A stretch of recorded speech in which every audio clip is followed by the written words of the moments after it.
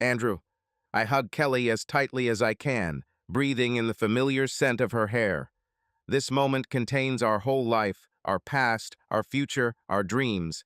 I feel her fingers tremble, squeezing my palm, as if she opens them, I will disappear. 2 years is nothing when it comes to us, I tell her, trying to sound confident, although an anxious lump swells inside me.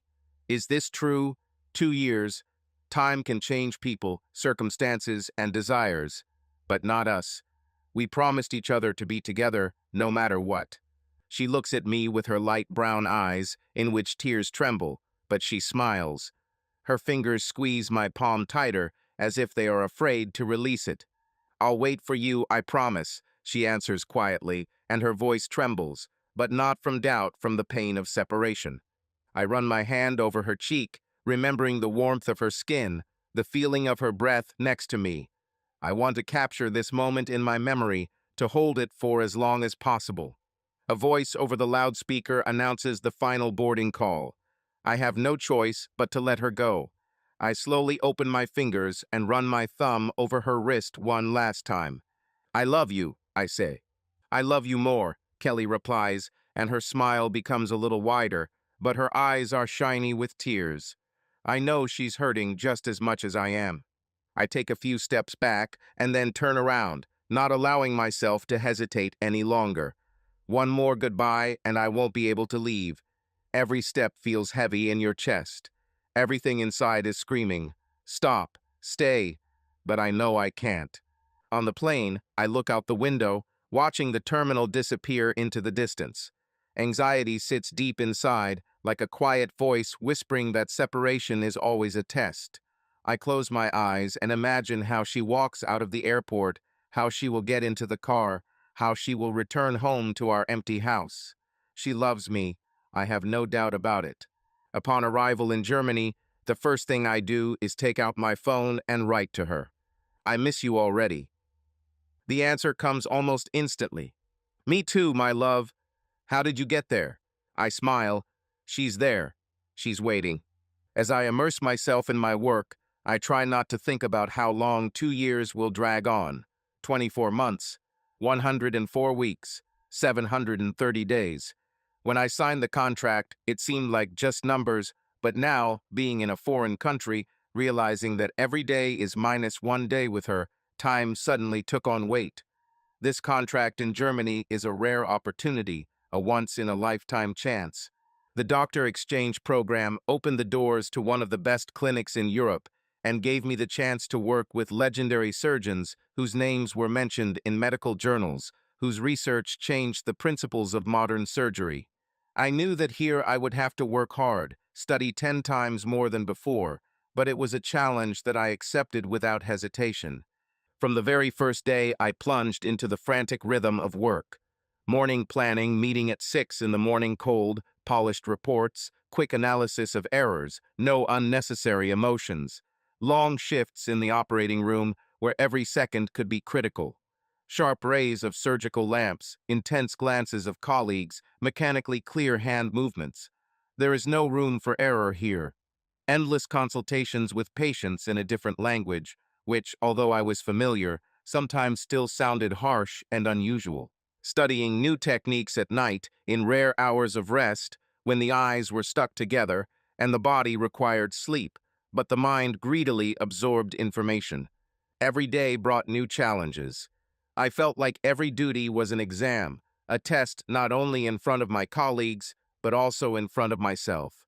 Will I be able to maintain this pace? Do I deserve to be here? Do I need to prove anything? The answer was always the same, yes.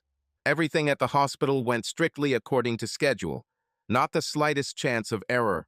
German precision in everything, from the sterility of the operating room, where the air seems to be saturated with tension, to the scrupulous calculations of anesthesia dosages, where every microscopic error could cost the patient's life. I'm used to strict standards, but here they were elevated to the absolute. Sometimes it seemed to me that even the walls here breathe rules. At times I found myself completely lost in my work. The days merged into one endless alternation of light and dark. Operating room, wards, work papers, operating room again. The city outside the windows lived its own life, but I was almost not a part of it. This helped to forget about the distance between me and Kelly and bring our meeting at least a little closer. I knew that this step would make me better in my profession, that every day spent here brings me closer to our dreams. But at night, in the silence of the hotel room, thoughts inevitably return to home. Only one lamp illuminates the room, casting a soft yellow light on the white sheets, and outside the window stretches a foreign city that never became mine. The rustle of the air conditioner, the barely audible hum of cars on the night streets, all this seems too distant, alien, not real. The present remained there, in our house, next to her. Kelly, our future. We dreamed of a child. I remember us talking about it for hours, imagining his first steps on the hardwood floor of our living room. We imagined Kelly singing lullabies to him and me reading bedtime stories, sitting next to the crib and watching his little fingers curl into fists. We have been preparing for this moment for a long time, saving every extra penny, thinking through everything down to the smallest detail, creating a financial cushion so that not a single worry about tomorrow would overshadow our marriage. We wanted the best for our child: stability, care, coziness. A house in Tennessee with a white picket fence and a wide wooden porch was part of that dream. We didn't just plan, we lived in anticipation. Long conversations in the evenings about what our child will be like. Will he inherit her smile, my eyes? Thoughts about how we will arrange the nursery together, choose toys, decide what wallpaper is suitable for the room. Soft pastel shades or something with patterns, funny animals, or classic colors. I imagine ourselves sitting on the porch one summer evening watching our son or daughter play in the yard. Maybe he will run barefoot on the freshly cut grass, or maybe she will ride a small bicycle, casting happy glances at us. And Kelly is nearby, laughing, holding my hand, leaning towards me, pressing her cheek to my shoulder. Every detail had meaning. Every dream was our common one. When I return, everything will be exactly like this, I convince myself, closing my eyes and breathing in the air, in which for some reason there is no smell of her at all. Kelly. I fall asleep hugging my pillow, soaked in Drew's scent. His scent is the last ghost of his presence, slipping away every day, but I still cling to it like a lifeline. I close my eyes and imagine that he is nearby, that his hot breath touches my neck, causing me to tremble, that his strong arms are hugging me, creating a cocoon of safety and warmth. But as soon as I reach out my hand, there is only emptiness, a cold, uncomfortable space in which he is not present. A dull melancholy fills your chest, like a black hole, sucking in all the joy and light.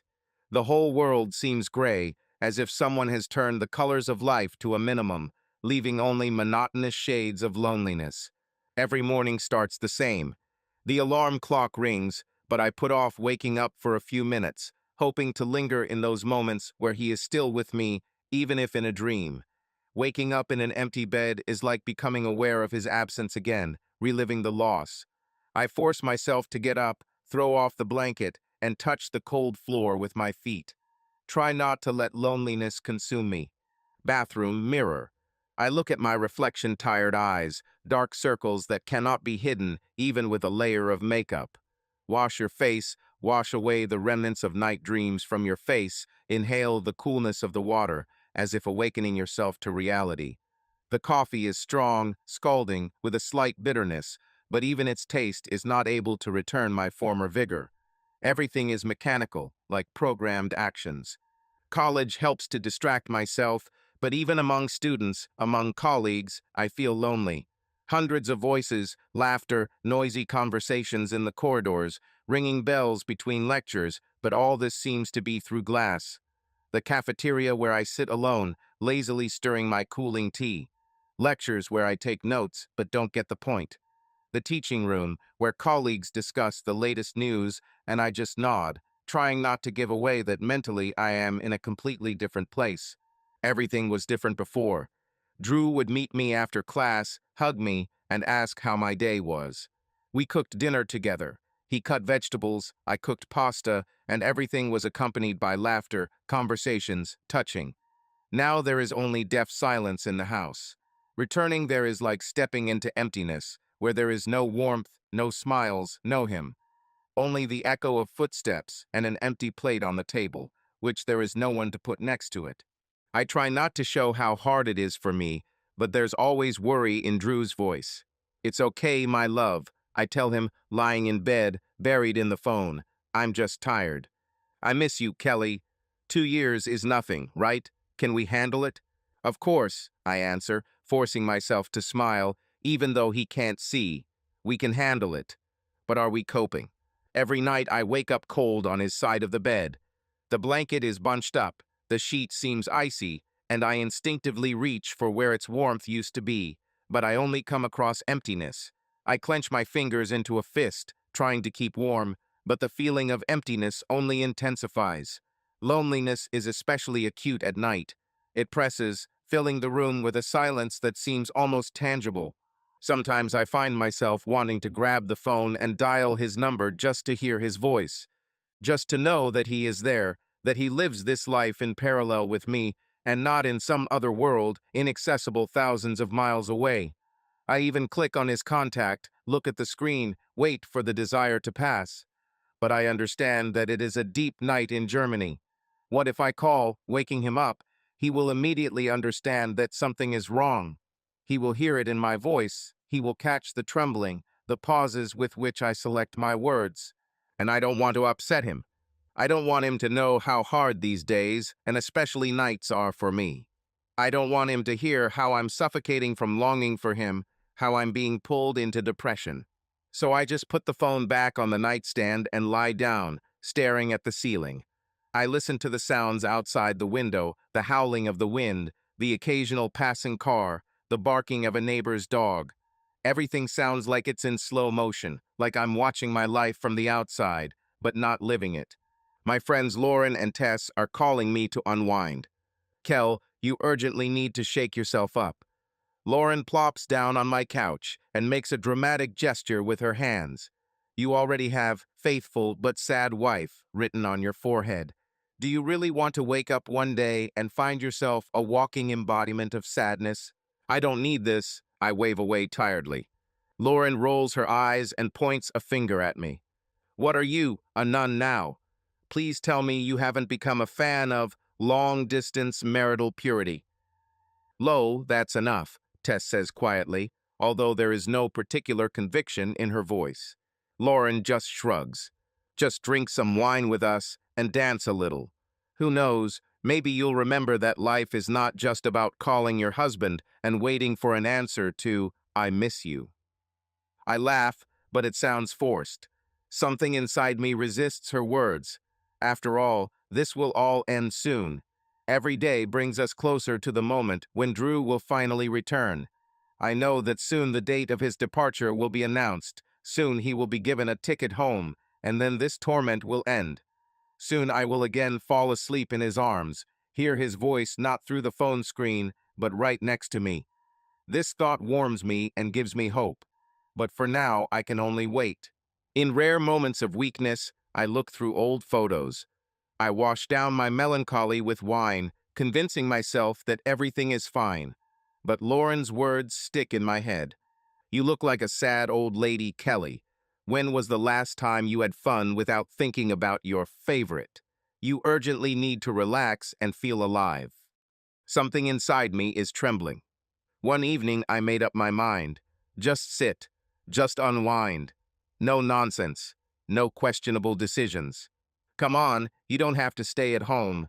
Lauren claps her hands. "You like cocktails, don't you? Today is the eve of Valentine's Day. Tonight we will have a good rest, and tomorrow you will suffer from the absence of your beloved on a business trip on such a romantic day. So enjoy the moment while you can. We'll just sit at the bar, have one drink, and chat.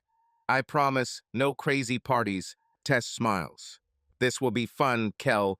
We're just going to relax, nothing like that." I take a deep breath and nod. Just an evening, nothing special. I put on a dress, a little brighter than usual, and put on a little makeup. In the mirror, I see a woman who was once more cheerful, lighter. I exhale, pick up my phone, and text Drew. "I love you, sweet dreams." I sent a message and put the phone in my purse. Not a word about the fact that I planned to go out for a walk with my friends. I don't want to worry him again. If I had known how this would all turn out, I would never have left the house that evening. Lauren, when I tried to lure Kelly to the party, I had a very specific goal to shake her up, remind her of what she used to be, and of course, annoy Drew a little. Oh, I knew he would be angry. He always got mad when Kelly did anything that didn't fit his ideal idea of a good life. This holy father with a medical degree looked at me with contempt, as if I were a pest that his precious bride needed to be kept away from. And yes, I didn't reciprocate his feelings. Drew always thought I was a bad influence on Kelly. In his opinion, I was frivolous, irresponsible, prone to destructive habits, and I just wanted to bring my friend back to life. Kelly used to be the most cheerful, bright, full of energy girl who could go on a trip in the middle of the night or hold a dance right on the street. But ever since this Mr. Right appeared in her life, it was as if she had changed. Everything about her became dull and subdued. Her freedom evaporated, and with it everything that made her truly alive. Now she followed him like an obedient lamb, always nodded approvingly, listened to his moral teachings, and even stopped arguing. Damn, he turned her into a nun. I was always annoyed by how Drew tried to make me look stupid and careless. He never missed an opportunity to make fun of my frequent changes of partners, always with that condescending smile of his. He seemed to enjoy embarrassing me with his caring remarks about the consequences of promiscuity. So what? Who even cares? We are adults, and I live as I want. I am not his patient for him to treat me with his moral teachings, and his eternal look from top to bottom, as if I am a person who does not understand that debauchery leads to problems. He is so correct, so ideal, like a walking advertisement for virtue. Where did he even come from? Where did Kelly find him? All so responsible, reasonable, the best choice, as her mother likes to say. That's the one I really can't stand. She looks at him as a savior, as if he is the only thing that can keep her daughter from the brink. But the abyss is not where they think. She is right here, in her frozen smile, in her dull eyes, in a life that is no longer her own. I'm sick of all this. Since she has been with him, our gatherings have turned into tea ceremonies. Cafes during the day, occasional dinners at someone's home. No risky situations, no excitement. Where is the adrenaline in this? Where is the passion? Nobody says that you need to rush into bed with the first person you meet, but damn it, where is at least the flirting, the easy games to remember that you are alive? I don't want Kelly to become another subdued wife whose happiness is Friday night watching TV shows under the blanket. Before Drew, Kelly was very different. She shone, attracted attention, and loved parties. She and I had the best nights. Dancing until the morning, bartenders who treated us to cocktails, and most importantly, that sparkle in her eyes. She was not afraid to be daring. She was not afraid of taking risks. And then Drew came, and it all disappeared, as if she had been replaced. Before she started dating Mr. Perfect, she had Shane. They were friends, he looked after her, and I'll be damned if I didn't see how he looked at her with hunger, with greed, with that very spark that you can't fake. Why didn't she choose him? This is a man, I understand, bright, charismatic, a real alpha. I still don't know what happened between Drew and Shane, but once she started dating Drew, their friendship was over. No wonder. I think the problem is that Shane couldn't come to terms with the fact that his best friend snatched such a woman from under his nose without even giving him a chance to taste her.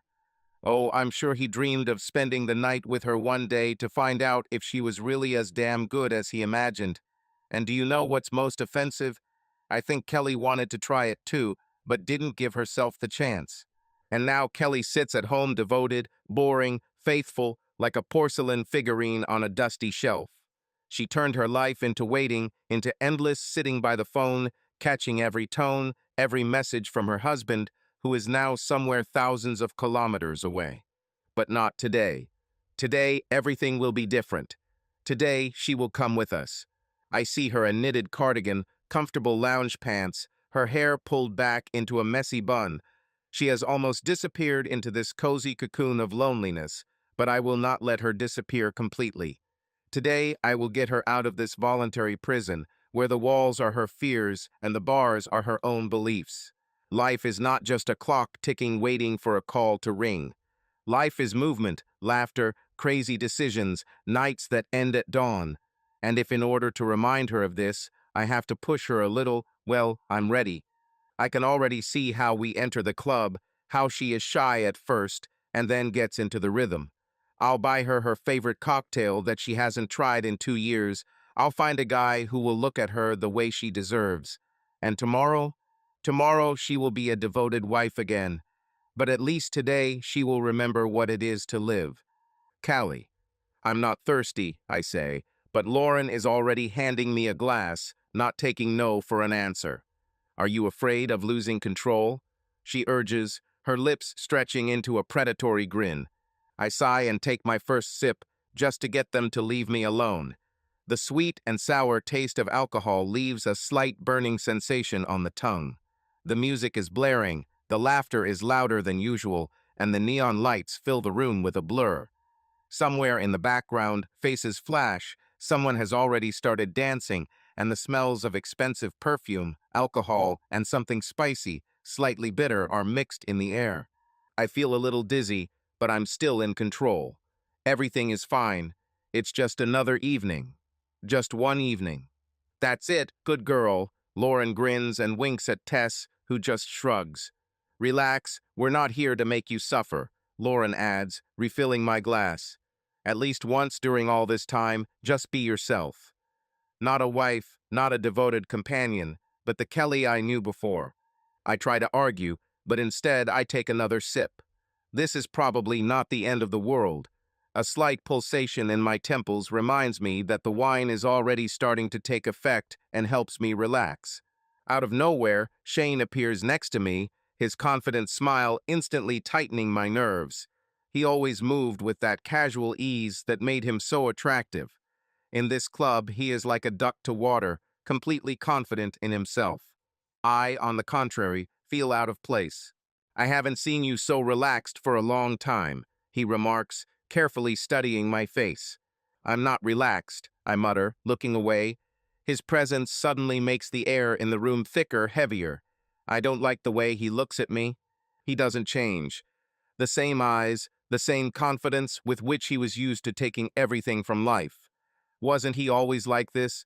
I remember us before Drew, before everything changed. Only he was missing here. If Drew finds out, the thought chills me. In the 5 years of our marriage, I have never given him a reason to be jealous. And if I ever wanted to get on his nerves a little, I definitely wouldn't choose Shane for this. I don't know why they ended their friendship, but Drew wouldn't hear of it. His lips pressed into a thin line at the mere mention of Shane's name, and an evil shadow flashed in his eyes. I never asked, but I always felt that there was something more behind their quarrels than just different views on life. Maybe it's because of me. This thought suddenly makes my heart beat faster. No, it can't be. Yes, Shane courted me, but in fact he never moved out of the friend zone, so it would be stupid to think that I became the cause of conflict for male friendship. Relax, Kelly. Shane's voice interrupts my thoughts. He leans closer, almost touching my shoulder. Or does your husband keep you on such a short leash that even dancing is prohibited? I take a step back, but something is trembling inside me. A feeling that I tried not to notice all these years. I feel his gaze on me, his smirk, that hint in his voice that I understand all too well. He always knew how to play with people, how to make them feel insecure. Lauren watches us, narrowing her eyes slyly. Let's drink to old friends, she says, handing us new glasses. I automatically take mine, forgetting how alcohol affects me. Shane. I watch Kelly without looking away. Her movements become smoother, as if a warm wave picks up and carries away all the stiffness. Gestures are softer, more relaxed, fingers lazily slide along the glass, leaving vague traces on it. Her gaze increasingly lingers in emptiness, unfocused, thoughtful, as if she is no longer here, but somewhere far away, in a place where the rules no longer apply. Alcohol melts her boundaries, makes her less restrained. The same correct, unshakable Kelly that she was for the last 5 years is almost gone. I see how she is still clinging to the remnants of self-control, trying to maintain her posture, breathe evenly, look at us with the usual restraint. But with each new sip, her attempts look weaker, and this internal struggle is already turning into a simple formality. She doesn't yet realize how far she's come. For now, but I know that. I feel the moment when the taut strings in her soul begin to give in, one after another. I don't rush things, I don't interfere. Let everything go as usual, naturally, easily. What luck I had today. You're so beautiful when you smile, I say, sitting closer. My voice sounds warm, but there is a cold calculation in my eyes. She laughs, but her laugh is nervous. She knows I can smell her. She knows that I can see her cheeks turning pink. She knows she should leave, but she stays. She feels this tension between us, but pretends that it is not there. I hand her another cocktail. She hesitates, but takes it. Her fingers linger on the glass for a moment, and I notice how she hesitates. Just one word, and she would have refused. But I don't give her that choice. Relax, you're not betraying Drew, you're just having fun. My voice is soft, almost silky. I touch her hand, a light, casual gesture. She doesn't pull away. She no longer resists, alcohol erases boundaries. I lean closer, feeling her scent, this light floral trail mixed with notes of alcohol. Just recently at one of the parties I met Lorraine, and she talked about the separation of these two lovebirds. She behaved like an exemplary wife for too long, played this boring routine for too long. I feel something struggling within her, but it is a weak, doomed struggle. She does not understand that her choice was made long before this evening. It's just an evening, it's okay, I whisper to her. She nods, not knowing that with this nod she signs her verdict. Her eyes reflect vague doubt, but her mind is already clouded. She simply cannot think, cannot analyze. I remember how this woman ruined my friendship with Drew. I just made a bad joke about her. A few words in the company of friends, something dirty, masculine, unvarnished. I said that women are the same, that they all betray sooner or later, that there is no point in being faithful to one. Why doesn't Drew share? Why hold on to a woman who, like everyone else, will leave one day? I didn't mean anything serious, just a stupid drunk joke. But it became a disaster. Drew hasn't forgotten. He chose not his old faithful friend, but her. He said it was love at first sight, that Kelly was special. Well, let's see how much. I smile, running my finger along the rim of her glass. I feel like she's almost there. I don't care, I don't have anything to lose anymore. I just want to see how far she's willing to go tonight to test the limits of her devotion to her husband. I remember the way Drew looked at me the last time we spoke. There was no hatred in his gaze, only icy contempt, and I knew he had chosen a side. Not me, her. Well, so be it. But I always played on my terms, and if I am destined to lose, then I will do it gracefully. Tonight my time comes. Callie. The head is heavy, as if filled with lead, the body is cottony, unyielding. Every cell is permeated with a sticky, all-consuming fear that tightens the chest with an iron hoop. I open my eyes, but the darkness does not bring relief. On the contrary, it presses, squeezes, does not allow me to breathe. Your throat is dry, your tongue feels like it's covered in a layer of dust, and your stomach is twisting into a painful knot. A heavy, cloying smell hangs in the air, a mixture of alcohol, sweat, and something else, tart, unpleasant, alien.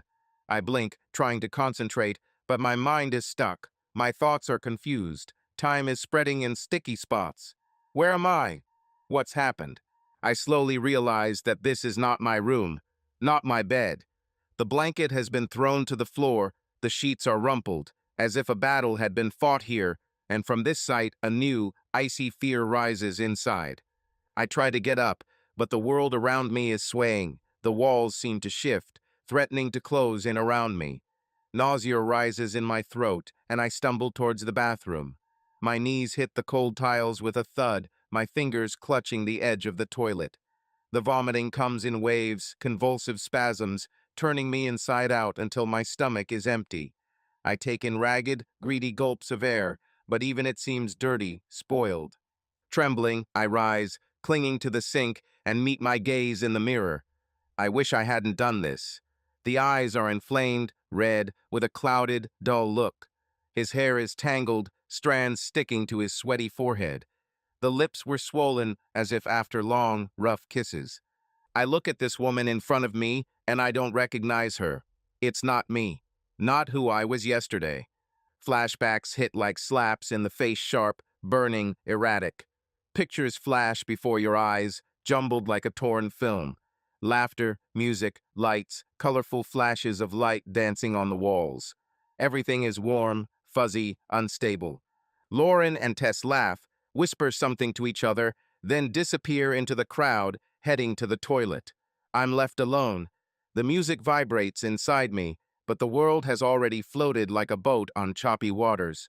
The floor under my feet loses its solidity, my movements are inhibited, as if there is thick glass between me and reality. Are you feeling unwell? Voice, male, low. Shane. I turn my head, but the features of his face are blurred, as if someone had smeared them on a canvas with a brush. The shadows fall wrong, the light is too bright, and his eyes are black spots in the twilight. Let's go out into the air. I don't answer. I can't. I just follow him, as if on autopilot.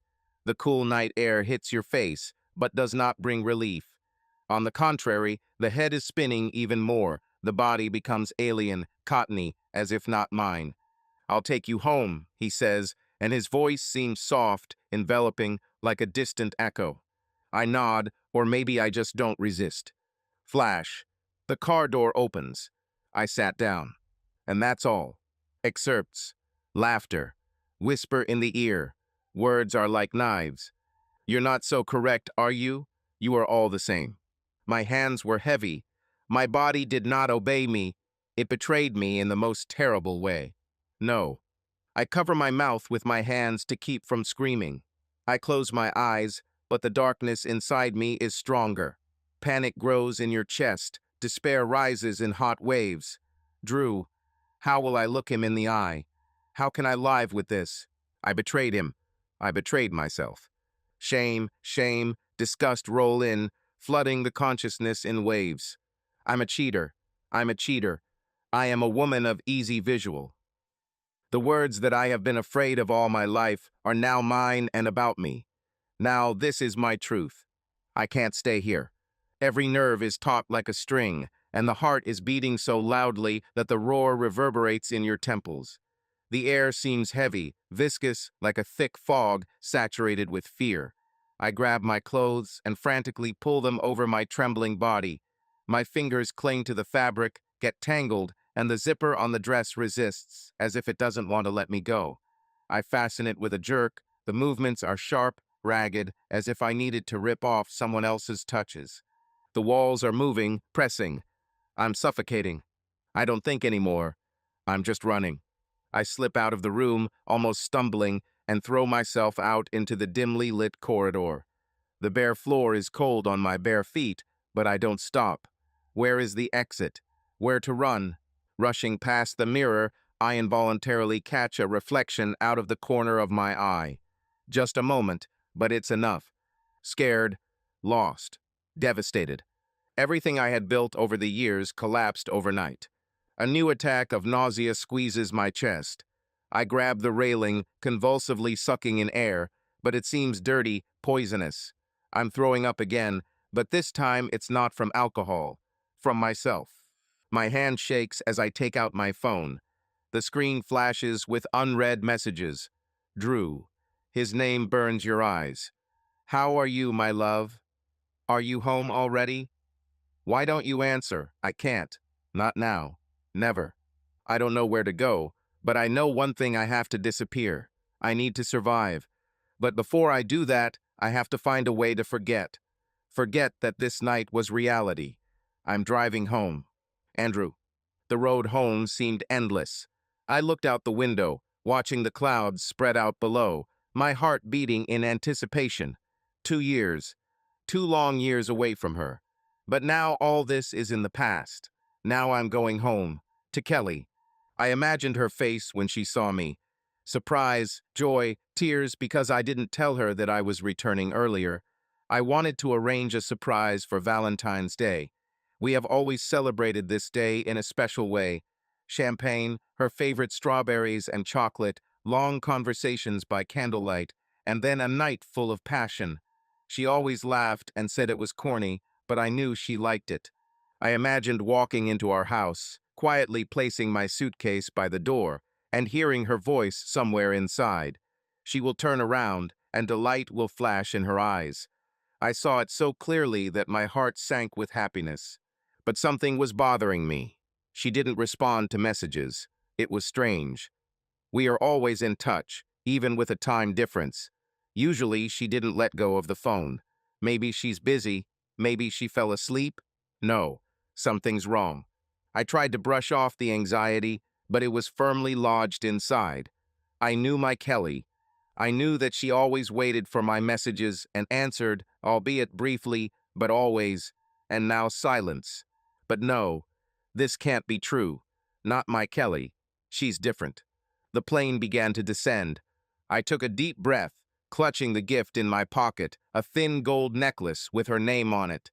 For the last 2 years, I have carried it with me as a reminder of our home, of her. Now it will be back where it should be, on her neck. I will leave the airport, get into a taxi, and see her in half an hour. She will throw herself into my arms, and all doubts will disappear. Everything will be the same as before. That's how it should be. But why does anxiety grow in my chest? Why did everything seem to freeze inside? There are no new messages in your phone yet. I check the connection, it works. I dial her number again. The beeps go off, but there is no answer. I squeeze the phone in my hand and force myself to breathe evenly. Maybe she left him in another room. Maybe she just doesn't hear him. A taxi rushes through the morning city. The lights of the lanterns are still reflected in the windows, running in light stripes across the skin. I close my eyes, trying to calm down, but something inside doesn't allow me to relax. Our house appeared ahead. It looked the same as I left it 2 years ago, cozy, warm, familiar. But the light inside was not on. I get out of the car, place my suitcase at the threshold, and slowly reach for the doorbell. My heart aches. I don't know what I'm waiting for, but the waiting is becoming unbearable. Kelly sits on the couch in a bathrobe, with a towel rolled up on her head, just as I remember her. But something has subtly changed. Her eyes are not the eyes I am used to looking into. They are filled with something alien, extinct, and for a moment, it seems to me that I am looking at a stranger. I didn't have time to think. As soon as I got home, I immediately rushed to the bathroom. I needed to wash it off. Dirt, disgrace, betrayal. I turned on the water, so hot it burned my skin, but even that didn't help. I stood under the streams and sobbed, realizing that no amount of water would rid me of this dirt. She was inside, in my soul, in my mind, in every corner of my being. I didn't know how much time had passed. Maybe a minute, maybe an hour. I got out of the shower without even having time to change my clothes and sank onto the sofa, wrapped in a towel. Does it matter what I'm wearing? Could clothes cover up what I was feeling? The silence at home was unbearable. I closed my eyes, gripping the edge of the sofa with my fingers. We need to get together. We need to think about how to continue living. But my thoughts raced chaotically, turning my mind into a labyrinth with no way out. I hugged myself, but the cold did not go away. He was inside. Suddenly, I heard a sound that made me freeze. Door. The key is in the lock. This sound broke the silence, pulled me out of the stream of thoughts. Everything inside shrank, my breathing froze. Drew. My heart sank. I've been waiting for him for so long. I dreamed about this meeting, counted the days, imagined throwing myself into his arms. But now I couldn't even get up from the couch. He entered. His eyes searched for me, and when he saw me, his face lit up with relief. He took a step towards me, but stopped. Something in my gaze made him freeze. I looked at him and realized that I couldn't lie. I can't utter trivial excuses. I can't hide behind ridiculous phrases. Just yesterday I was his loving wife, but today I was a different person, a woman I hate. Kelly. His voice is warm, filled with joy and slight bewilderment. He takes another step forward, but I don't move. I can't. My body felt like it was bound by invisible chains. I feel a shiver running through my skin and tears welling up in my eyes again. How do I say this? How to say it out loud? I open my mouth, but the words get stuck in my throat like stones. Just say it. Just admit it. The voice sounds in your head, but it's so alien, so distant. Drew comes closer, leans towards me, trying to look into my eyes. Are you okay? His palm touches my shoulder, and this touch breaks me. I'm losing my temper. No. Whisper, then a sob, then a wave of sobs, overwhelming me completely. Drew, I. He sits down next to me, confused, worried, but still not understanding what abyss I'm about to push him. What's happened? Kelly, you're scaring me. I cover my face with my hands, as if hoping that if I don't see him, everything will disappear. But no, it won't go away. It's here, between us, like an abyss. His face freezes. The silence becomes unbearable, and I know that our world will only collapse now. No, it collapsed yesterday. It seems to me that I understood everything without words. Her eyes told me more than any excuse could, but I needed to hear it, and she needed to say it. I felt like my world was collapsing, but I could do nothing but sit and wait for her to destroy it completely. I sit opposite her, my heart pounding in my chest, but I wait. She does not hide her gaze, does not try to soften the blow. And this is the worst thing. She is going to tell the whole truth, without embellishment, without trying to justify herself. I see how her fingers curl into a fist, how she breathes heavily, getting ready to speak. It's me, she says hoarsely. Just me. No one else. I will not make excuses. I will not look for those to blame. My body tenses. I feel like everything inside is turning over. I don't want to hear this, but I need it. She continues. I can't say that it was an accident. I can't say I was forced. Yes, alcohol. Yes, weakness. But no one pushed me into the abyss. I did it myself, step by step, and I understood what I was doing. Maybe I didn't fully understand the consequences, but I knew that I was crossing the line. I swallow, clenching my fists in my lap, but remain silent. Something breaks inside me, but I let her talk. I remember everything. Her voice trembles, but she doesn't stop. I remember how I agreed to have another glass, how I allowed words to confuse me, how the boundaries slowly blurred. I didn't leave, I didn't say no. I just allowed it. And if you want to know what I felt empty. Pain, contradiction within, but none of this stopped me. She closes her eyes for a second, taking a deep breath before continuing. I don't blame Shane. I don't blame anyone. It wasn't against my will, just me. Only my betrayal, only my weakness. She looks at me, waiting for a reaction. I feel my chest tightening. It hurts to breathe. It's tearing me apart from the inside, but I don't move. I don't say a word, because I'm still trying to understand that the woman I loved, the one I came back for, was the one who destroyed our world. Forgive me, she adds in a whisper. I know there is no forgiveness, but I couldn't help but tell you.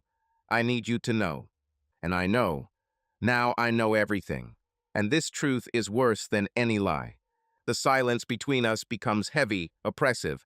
I look at her, but in front of me is no longer the Kelly I knew. In front of me is a strange woman, and her confession sounds like a sentence. I look away because I can't see her face anymore. Bitterness rises from within, and I feel like I'm about to suffocate. I get up. I need to go out. I need to get out of here, or I'll say something I'll regret.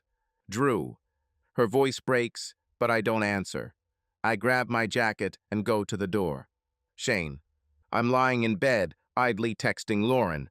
The phone screen illuminates the room with a soft bluish light. The cigarette burns out in the ashtray, leaving a thin stream of smoke in the air. I feel great.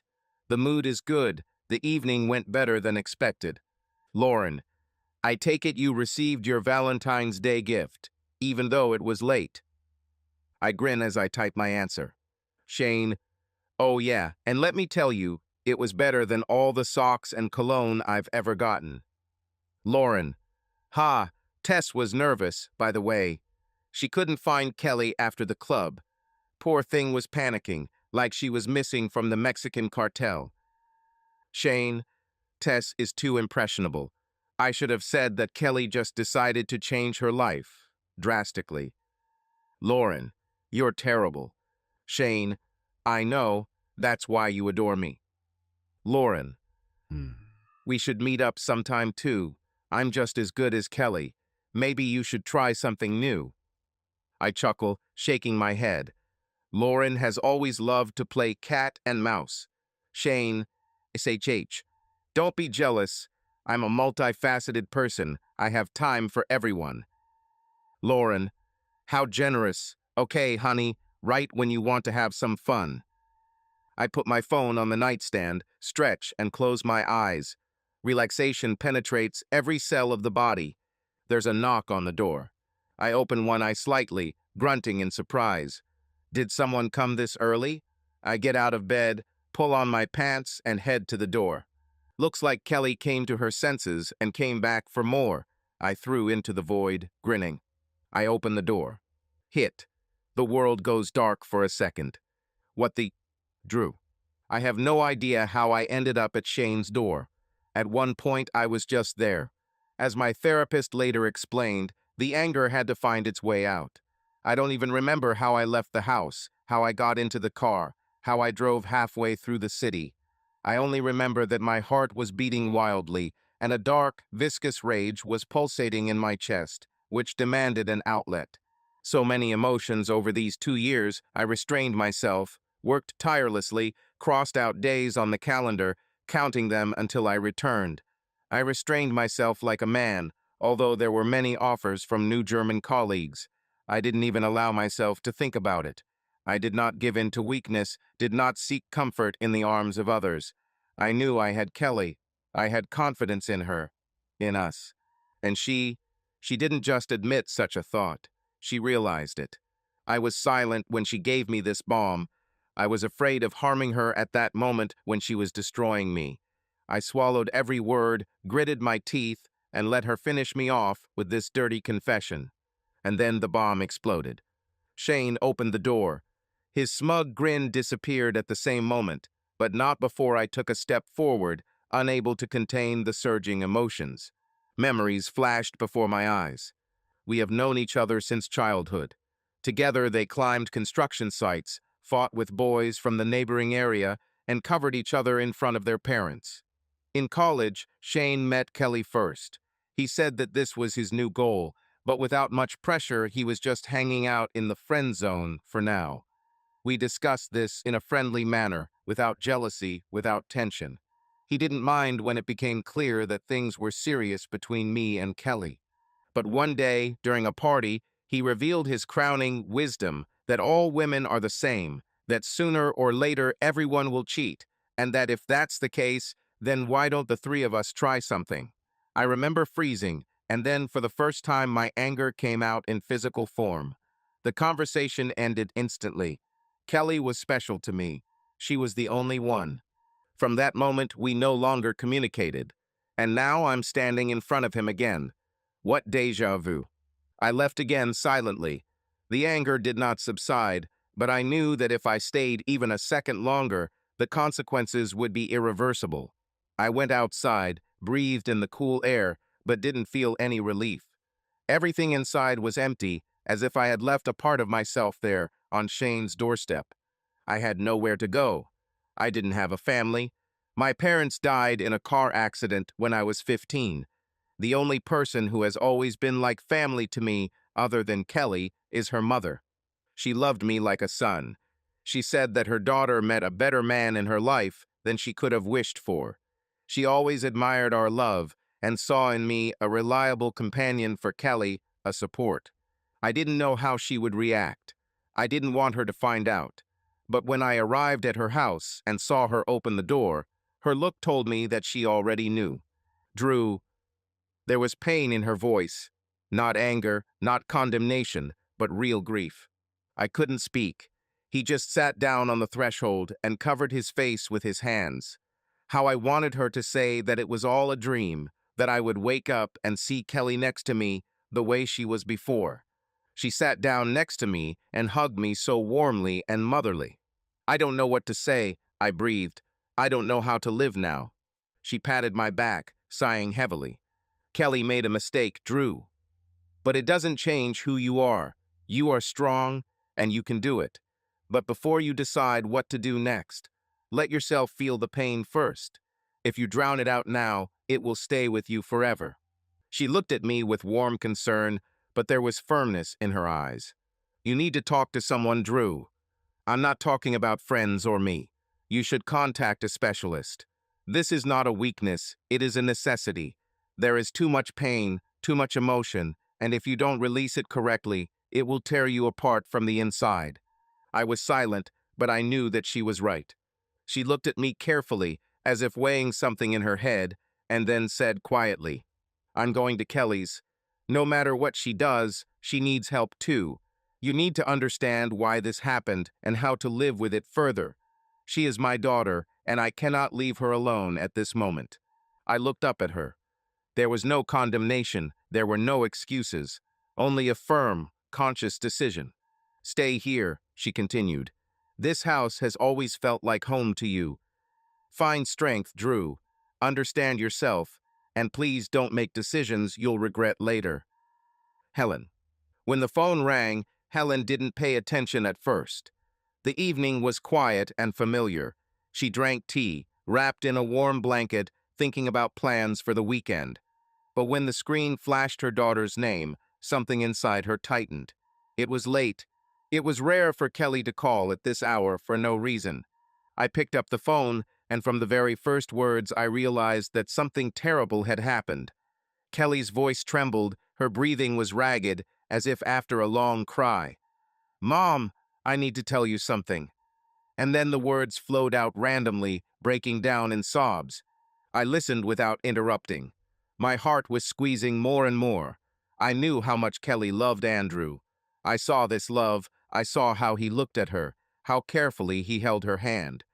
This was a man who could be trusted with my daughter. But now she's broken it. Herself.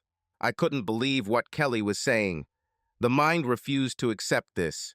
But the heart understood, because I once went through this myself. I remembered that evening. I was still married to Kelly's father at the time. Little Kelly was sleeping with a high fever, and her father was at a company party. It didn't seem strange to me at the time. I trusted him. We were a family. But later, when the truth came out, everything changed. One day, once, secretary, alcohol, excuses, tears. I didn't mean to. It doesn't mean anything. It was a mistake. But mistakes ruin lives. I couldn't forgive. We divorced, and I raised Kelly myself. I no longer believed in love. But despite the pain, she did not forbid him to see his daughter, because I knew that he loved her, and Kelly loved him. Now, listening to Kelly's confession, I felt the past covering me with renewed vigor. I couldn't protect my daughter from pain, but right now the most important thing was that she was suffering too. She ruined her life, but remained my child, and she needed me. "Daughter," I said quietly when Kelly finally fell silent, "I'll come to you. You are not alone. We'll figure it out." I knew Andrew was going through hell right now. He lost not only his wife, but also his faith in her, in their family. He had no one but me. I understood his pain, but now I couldn't choose a side. My daughter needed her mother. I started packing my suitcase. Tomorrow morning, I will be next to her. I will help her get through this, even if she herself doesn't believe it's possible. And maybe it's time for me to stop living in the past too. Tess Harris. I called Lauren and said we needed to meet. I felt uneasy, my thoughts were confused, and the answers needed clarification. We agreed to have coffee in a small cafe in the city center. I wanted to find out what happened that evening, the night before Valentine's Day. Where did Kelly go? We wrote to her, but she didn't answer. I myself vaguely remember that evening. And then Callie sent a dry message, something about how she was at home and everything was fine with her. But something was wrong. Lauren arrived, as always, carefreely waving her purse, with a smug smile on her face, as if this conversation did not bother her. Well, are you in shock too? She drawled, sitting down opposite me. St. Kelly had a passionate night with Shane. She turned out to be the same, and maybe even worse, than me. Or, more accurately, how Andrew perceived me. I clutched the cup of coffee in my hands, trying to digest her words. Lauren, do you even understand what happened? My voice was shaking, but I tried to stay calm. This is not just a mistake, not just a party. We had to look after her. She hasn't had a drink for a very long time. We knew she wasn't okay, and we still left her to Shane's mercy. Lauren rolled her eyes and leaned back in her chair, crossing her legs. Oh, Tess, just don't start. She is a grown woman. It's her choice. I'm not her nanny. I clenched my teeth. Yes, Kelly is an adult, but we were her friends, and we knew that alcohol affected her differently. We knew she was vulnerable, and instead of taking her home, we just left her with him, with Shane, and they themselves left either for more or to go to the toilet. Damn, I don't remember. This man has always disgusted me. His eternally hungry looks, as if he evaluates every woman as a commodity. His way of speaking, touching, smiling, everything about him was predatory. Kelly became his victim. We failed her. We shouldn't have left her, I whispered, more to myself than to Lauren. Lauren shrugged. Listen, stop being dramatic. Yes, it was unexpected, but you know that if she didn't want it, nothing would have happened. I felt rage overcome me. How could she talk about this so easily, as if nothing bad happened? Lauren, can you even hear yourself? My voice became stronger. This is not just an accident. We abandoned her. We left her where she didn't belong, and now she has ruined her life. Lauren twirled the cup in her hands, then looked at me and grinned. Or maybe she just wanted to do it. Have you ever thought that maybe she's just tired of being the perfect wife? I stood up so abruptly that the chair creaked on the tiled floor. You're sick, Lauren. I don't want to listen to this anymore. Lauren grinned as if I had said something funny. She gave me a sly look, then looked away, looking out the window. You're just jealous that you've never had such a sincere love like hers. Everyone will just take you as sex for the evening, I finally said. I turned around and left the cafe, feeling myself shaking with anger and guilt. Because despite everything she said, I knew the truth. I knew we had failed Kelly. Mom has arrived. I waited for her appearance with anxiety and fear, but when she crossed the threshold, her face was calm. She didn't say anything, just hugged me tightly. I felt her warmth, but I couldn't bring myself to relax. She didn't say a word, she just took care of me. She cooked food and cleaned the apartment, as if she wanted to surround me with a familiar, homely atmosphere. I watched her, but did not dare to start a conversation. It seemed to me that all I had to do was say a word, and all my guilt would flood in with renewed vigor. Several days passed. She tried not to put pressure on me, but her presence filled the house with some special heaviness. Her look spoke more than any words. There was so much love in him, but at the same time so much pain that it made me feel even worse. I tried to avoid her gaze, but one evening, as we sat at the kitchen table, I realized the moment had come. Tell me, my mother said quietly, covering my hand with hers. Her palm was warm, but I felt it trembling. I swallowed, clenching my palms. I was ashamed, but I knew that if anyone could listen to me without judgment, it would be her. It all started because I was sad a lot and missed Andrew. Lauren persuaded me to go with them. My voice was shaking. I told her everything, as if in confession. About how I decided to go out and relax, about how I didn't discuss it with Drew, how I drank, how I lost control, how Shane showed up and took advantage of the moment of being alone with me when my friends went to the ladies' room. How bad I felt the next morning, how I couldn't breathe from shame, how I was throwing up from the realization of what I had done. When I finished, there was silence. I didn't dare look up, but I felt that my mother was looking at me. My heart was pounding in my chest. It seemed to me that a little more, and I would simply disappear under the weight of her silence. Do you know what awaits you now? She finally asked quietly. I nodded, feeling tears welling in my eyes. If you want to save your family, my mother continued, you will have to fight. Fight for Andrew. beg, kneel if necessary. You broke his trust, and if you want to get him back, you'll have to go through hell. And you must be ready for anything, because forgiveness is not a gift, but hard work, and if there is even a tiny chance, you must fight for it. I sobbed, clenching my fingers into fists. I knew it. I knew there was no easy way out now. There are no words that could correct what happened. Only actions. Only actions. What if he doesn't forgive me? I whispered. Mom sighed heavily. Then you'll have to learn to live with it and accept the consequences of your choice. I covered my face with my hands and burst into tears. She came up to me and hugged me, allowing me to throw out all the pain. I'm with you, she whispered, but you must be ready to atone for your guilt. For real. I didn't know if I had the strength, but I knew that if I didn't try, I would lose Andrew forever. Tess. I plucked up my courage and decided that I needed to meet Kelly. I understood how hard it was for her right now, and I knew that she needed support, even if she didn't realize it herself. But most of all, I was tormented by guilt. Guilt for being a part of that night. Maybe not a direct participant, but one of the culprits. We should have taken care of her, but instead we let her stay in Shane's hands. I texted Kelly, I need to talk to you.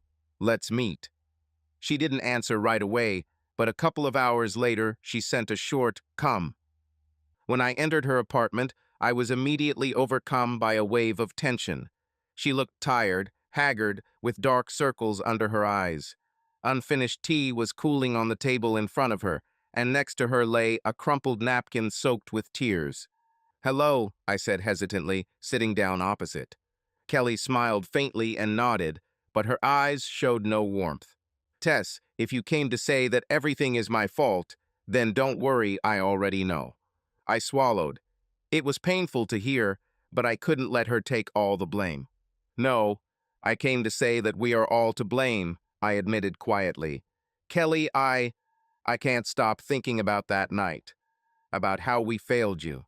She looked up at me, in which pain and surprise flashed. "Did you fail? Tess, it's not your fault. It was my choice. I myself allowed this to happen. But we shouldn't have left you alone. I couldn't restrain myself and clenched my fists. We pulled you out of the house. We, knowing that you didn't drink alcohol, didn't stop you. We should have taken care of you, taken you home, not let you be alone with him." Kelly smiled bitterly and shook her head. "Shane didn't force me, Tess. He didn't force me to do anything. I did it myself." I closed my eyes for a second, trying to hold back the tears.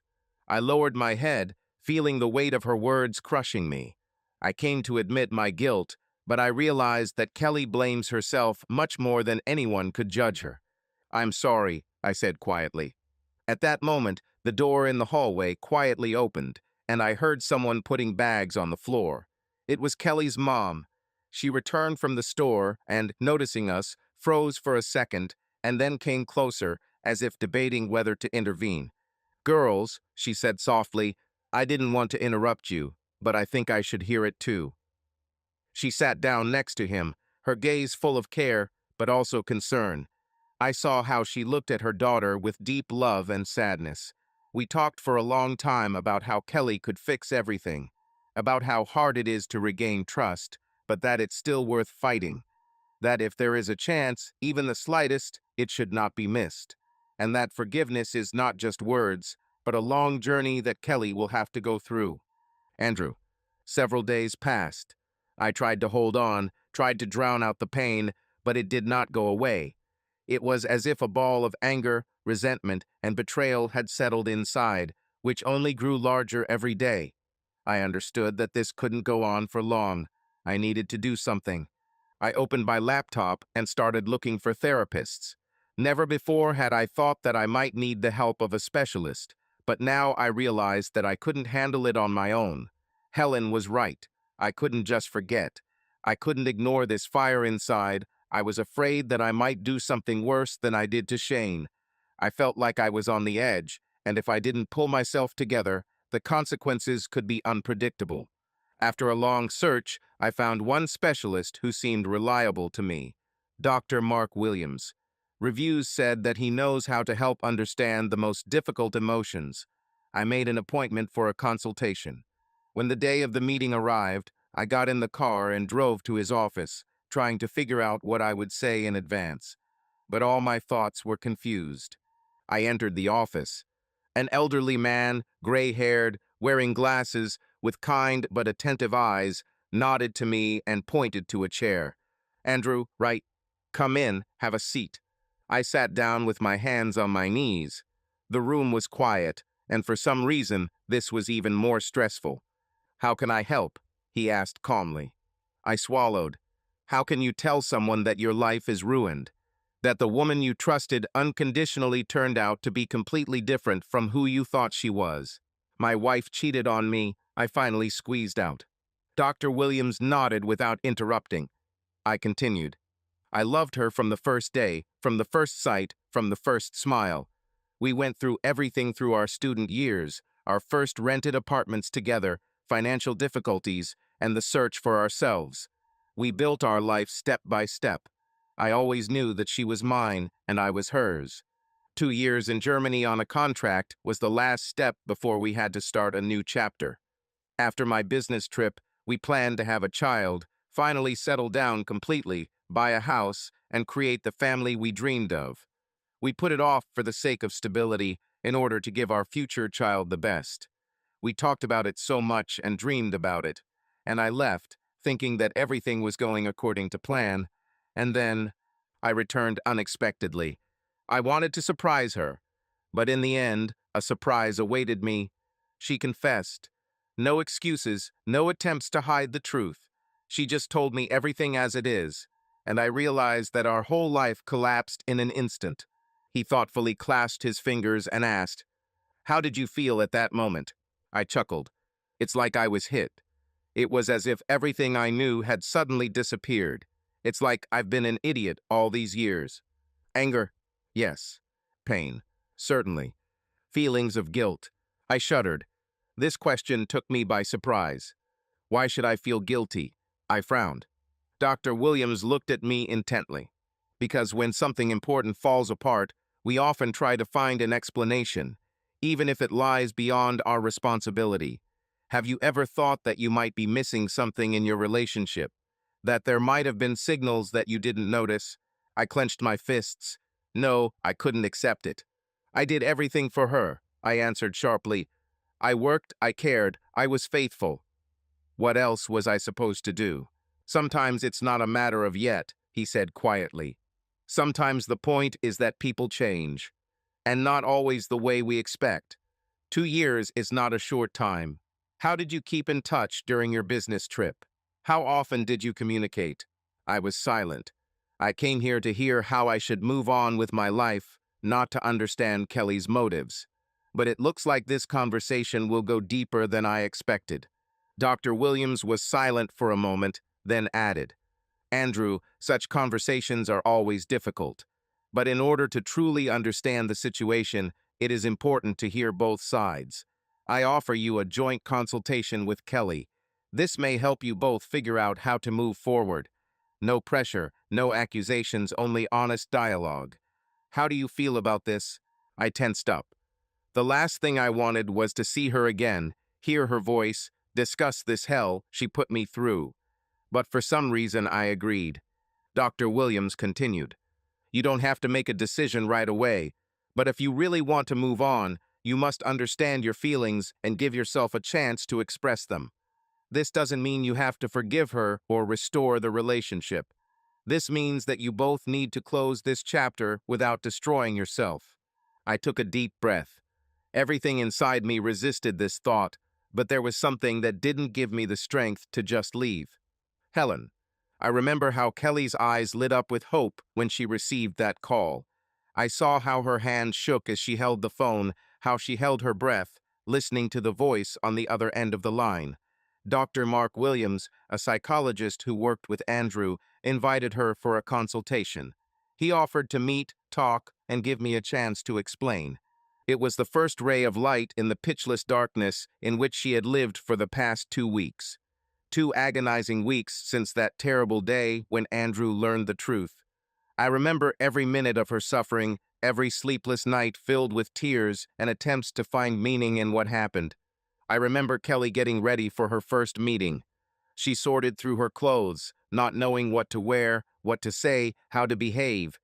This was not just a meeting, it was her first test. She hadn't seen Andrew since she confessed to him, and she was paralyzed by fear. But despite this fear, she went. I waited for her to return, more nervous than I'd like to admit.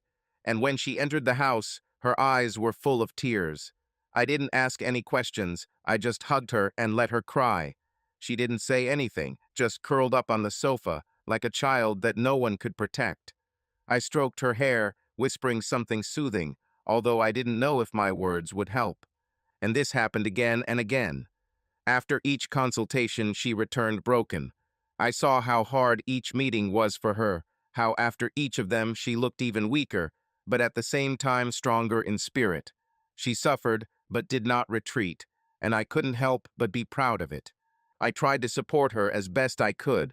I made her hot tea, stroked her hair, and reminded her that she was not alone. But at the same time, I was tormented by my own thoughts. I couldn't help but think that I once had my chance.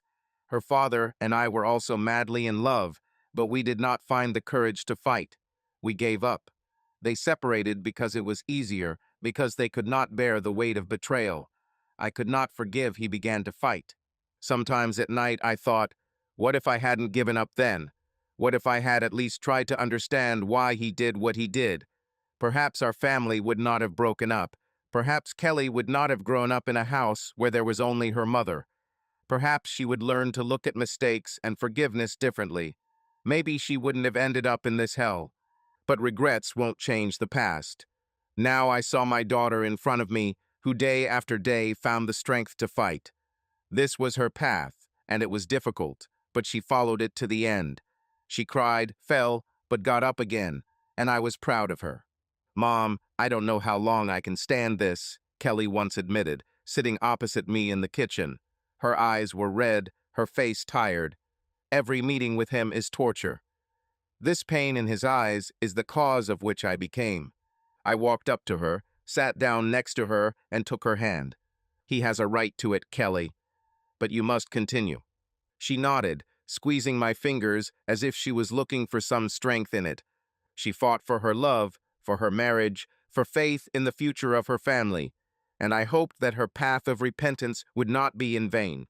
Kelly, why did you do this, Kelly? Dr. Williams' voice was calm, but there was a keen attentiveness in it. He sat opposite, holding a notepad in his hands, although it seemed he didn't even take any notes. He didn't need notes to see right through me. I took a deep breath. This question has haunted me all these weeks. I asked myself this 1,000 times and never found an answer that sounded honest enough. But now I couldn't avoid it. I don't know. I began, but the doctor raised his hand, interrupting me. You know, you're just afraid to say it out loud. I clenched my fingers into fists. Perhaps I felt lost. I felt like I was trapped in loneliness, but at the same time I was afraid to tell Andrew about it. I knew that it was hard for him too, that he worked tirelessly for our future, and I didn't want to be another problem for him. I hid my pain, pushed it deeper, pretending that everything was fine. I felt so lonely without him. Are you talking about cooled feelings or about physical attraction? He clarified. Both. I looked at him, expecting condemnation, but his gaze remained calm. I loved Andrew. I still love him. But the alcohol, Lauren, the party atmosphere. I kind of passed out. I allowed myself to get lost in it.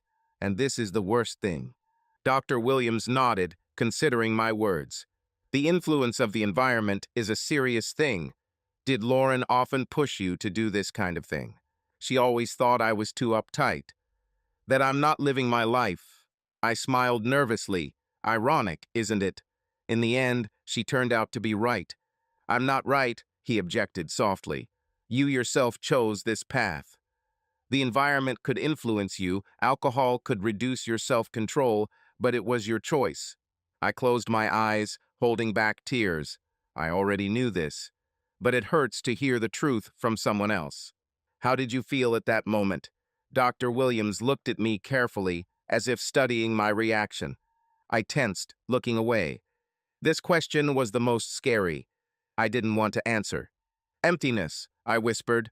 There was emptiness inside me. I wasn't there. Not with my soul, not with my thoughts. It was. Like it wasn't happening to me. Like a bad dream that you can't get out of. The doctor nodded, but was in no hurry to speak. He waited for me to continue on my own. I clenched my fists and added in a trembling voice. But my body, it reacted differently. As if it had betrayed me.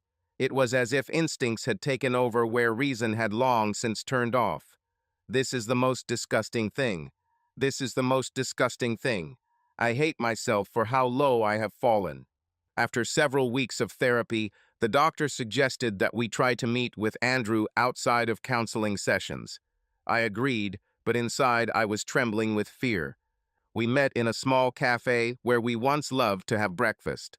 Andrew arrived on time, sat down opposite me, without even looking at me. I wanted to say so many things, but he spoke first. I don't know why I came, he said coldly. I guess I want to understand if we have a chance. My heart sank. He didn't reject the idea, but he wasn't sure either. Thank you for coming, I whispered. I know you're hurting. He finally looked at me. His gaze was tired, full of disappointment. Do you even understand what you did to me?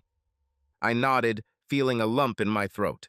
Every day, every second, and if I could go back. But you can't, he interrupted. So what now? Weeks passed. We began to see each other more often, but these meetings were painfully tense, like a thin thread ready to break. I felt that Andrew was trying to be discreet, but he couldn't trust me completely. His gaze intent, studying, seemed to be looking for hidden meaning in my words, secret signs in my gestures. He didn't say it out loud, but I knew. He was watching my every move, weighing every intonation, trying to figure out whether I was really here with him or if it was just an illusion. One evening, after dinner, he stayed longer than usual. We sat in the dimly lit living room, where the soft light of the lamp cast long shadows on the walls. We talked about trifles, about films, the weather, something else insignificant. About anything, just not to touch on what was pulsating between us, unresolved, heavy. And suddenly he fell silent. I looked at him. There was something broken, vulnerable in his eyes. I miss you so much, he said quietly, but his voice cut through the air like a blade. I froze. These words flared up in me with hot pain and pierced me to the very depths. Something inside me trembled, and I took a step forward. Slowly, carefully. Andrew didn't move away. His gaze darted, as if he was still struggling with himself, but I already felt that he was giving up. I moved even closer.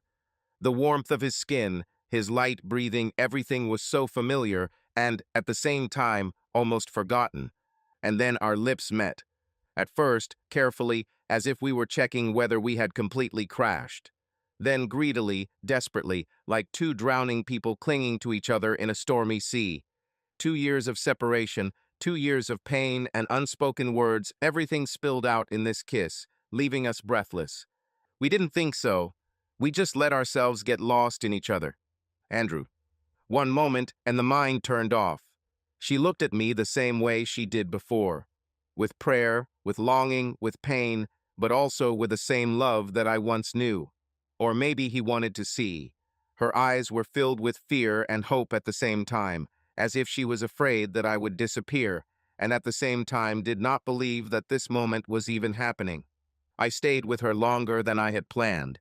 The conversations were cautious, as if we were walking on thin ice, trying not to fall through. We talked about trifles, about the weather, about her work, about how the apartment had changed. But behind these words, there was an abyss that we were both afraid to cross. Every question I wanted to ask hung in the air, unspoken, but painfully palpable. I felt like she was waiting for me to break down, for me to express all the pain that was burning me from the inside, but I couldn't. Not now. I remember who took the first step. Maybe it was her, or maybe it was me. Everything was blurry, as if in a fog. Our lips met, and all words, all doubts, all pain disappeared. All that remained was her touch, her smell, her warmth. I didn't think, didn't analyze. At that moment, I was just with her. When it was over, Kelly fell asleep almost immediately. I looked at her, studied every feature of her face. She seemed so fragile, so tired. It was as if I was fighting with the whole world and losing every day. I couldn't sleep. I lay next to her, listening to her breathing, and realized that it was time to decide something. I couldn't stay stuck in this state of purgatory between hate and desire forever. Either I forgive her, or I leave completely. There is no third option. When the sky began to lighten, I quietly stood up. He got dressed, avoiding unnecessary noise, and went to the door. He turned around for the last time. She was sleeping, curled up in a warm ball, as if she was hiding from the whole world. Richard. I sit on a low wooden bench near the old playground, watching my grandchildren and feeling my heart clench and unclench with emotions overwhelming me. The sun's rays lazily glide across the green grass. The day turned out to be surprisingly warm, although recently it seemed that winter would not give up its position. A thin breeze plays with the leaves and every now and then touches my gray temples, as if trying to remind me of the mercilessness of time. But today, I don't want to think of time as an enemy. Now, looking at these two little miracles, James and Lily, I try my best to focus on the present, on what life gave me after so many years of tossing and mistakes. Mistakes.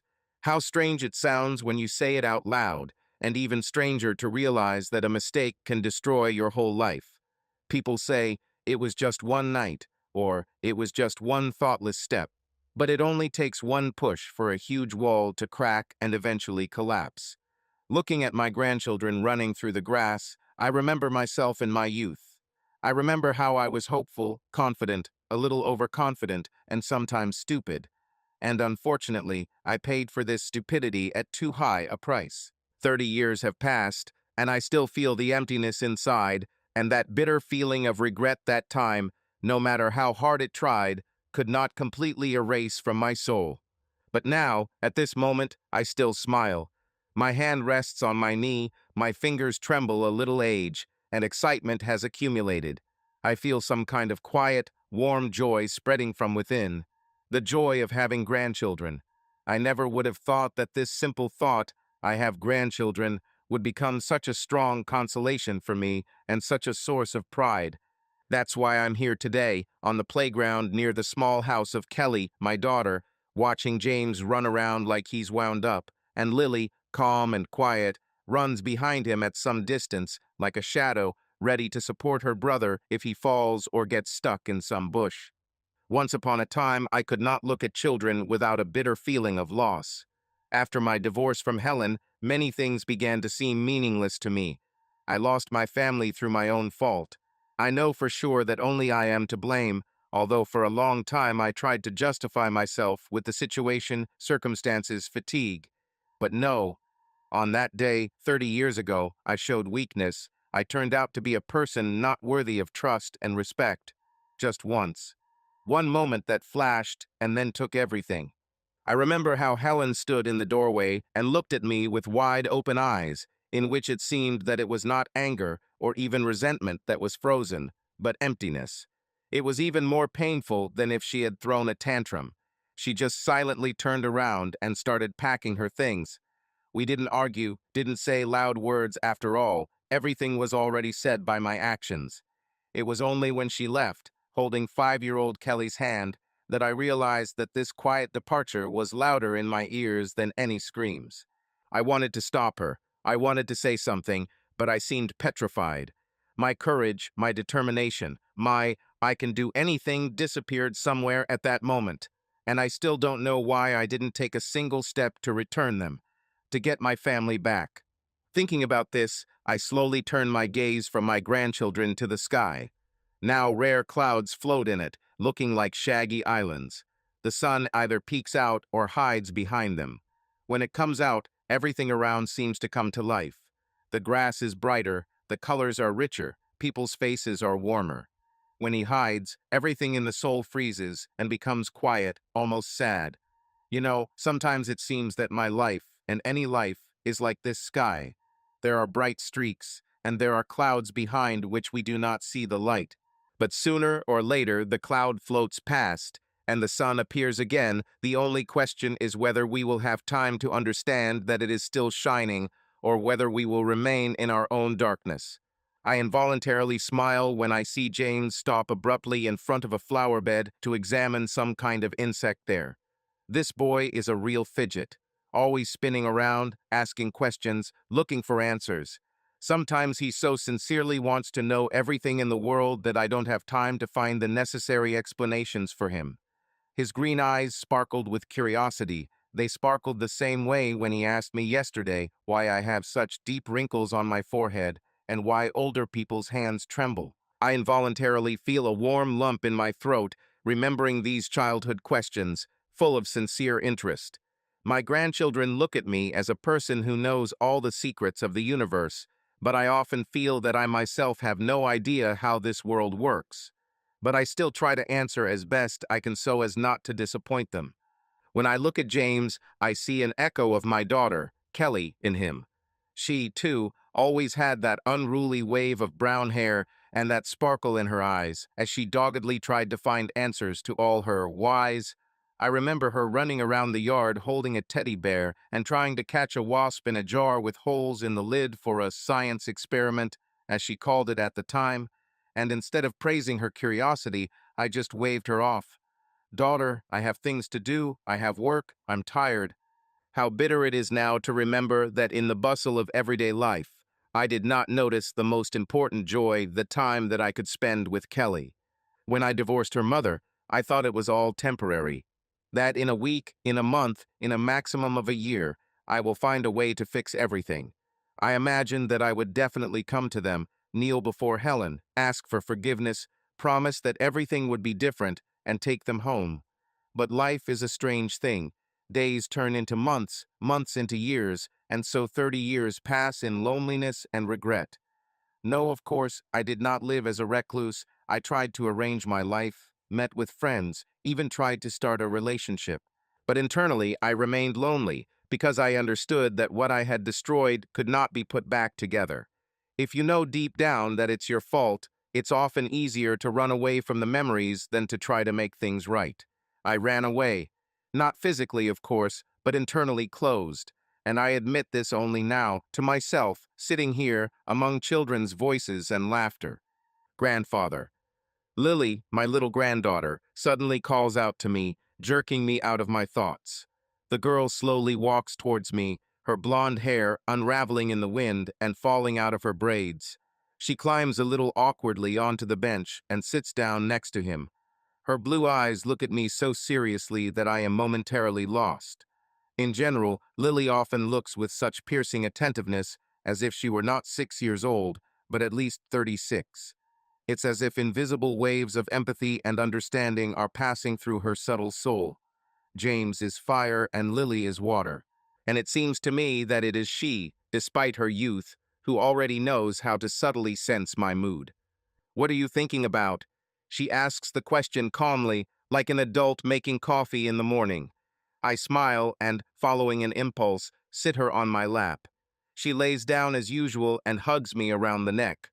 Well, I'm looking at you too and thinking about how life can bring surprises, I say, feeling the pleasant weight of her baby head on my shoulder, and how sometimes mistakes make us stronger, if we find the strength to correct them. She frowns. I feel her forehead touching my chin. Lily probably doesn't fully understand the essence of my words, but she takes them seriously. I feel how she absorbs every intonation with her whole being. Children are so sensitive to us adults.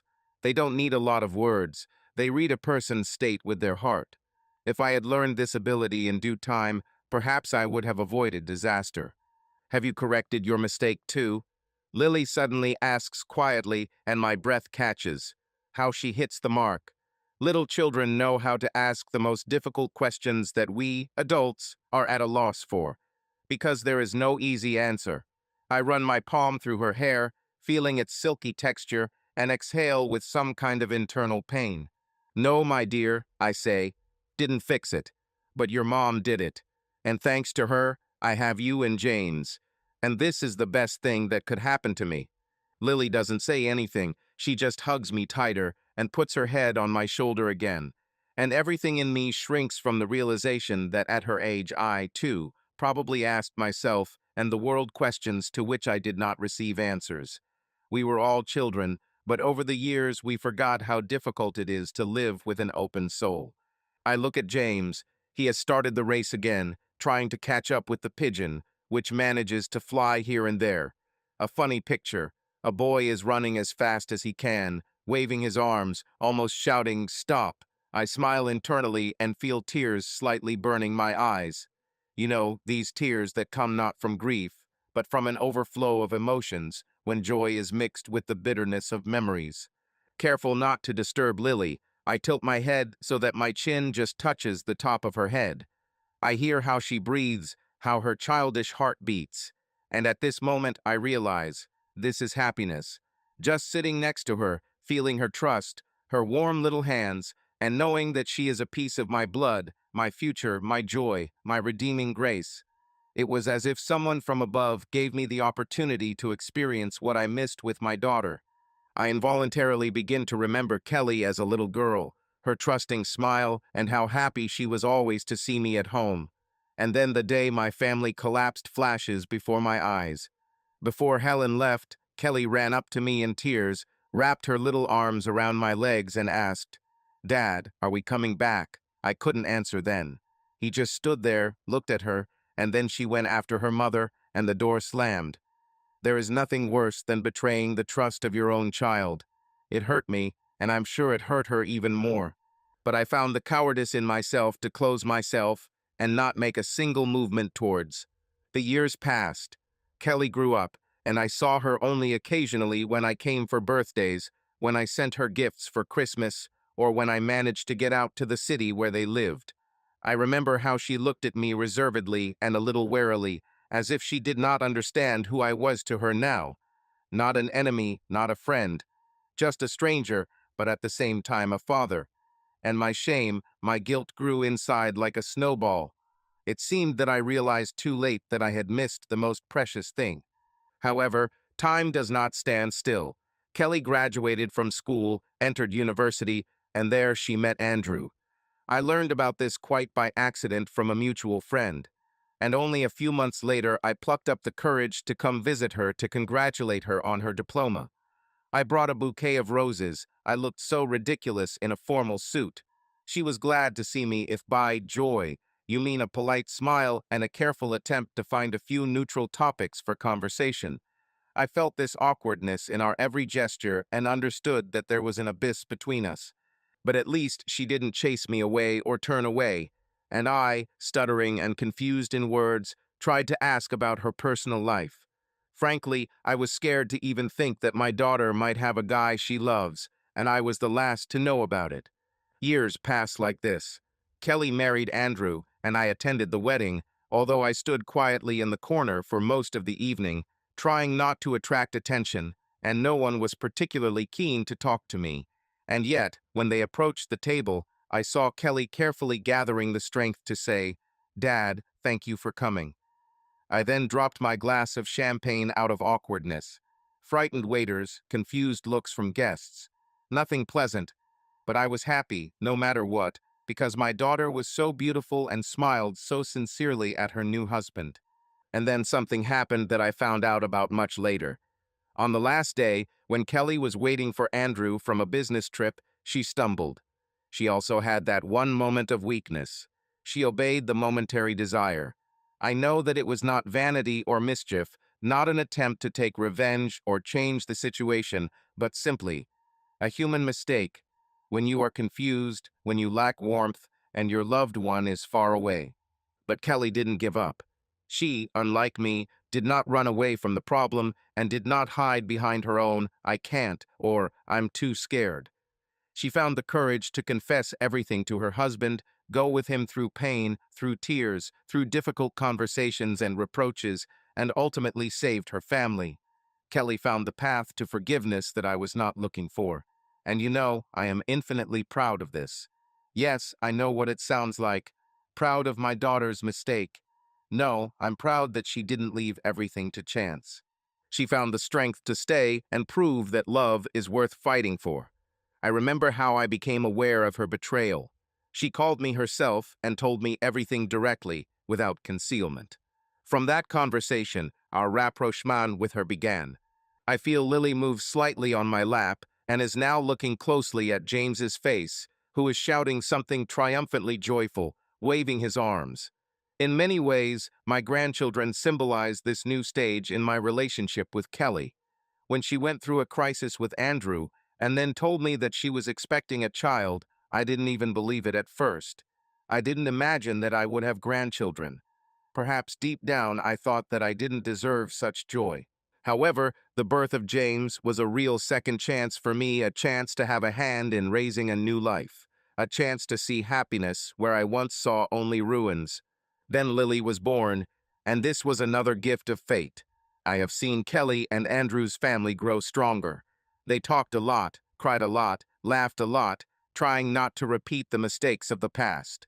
And now I'm sitting here on the site, my grandchildren next to me.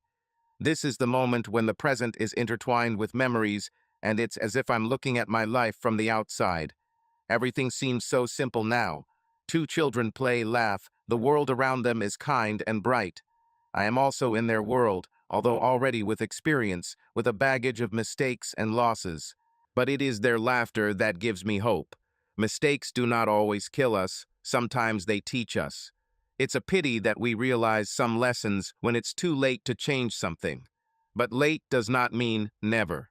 Subscribe to our channel so that your love doesn't cheat on you, and go ahead and listen to the next story, because this story is nothing compared to the next one. If you're under 18, don't even think click to the next one.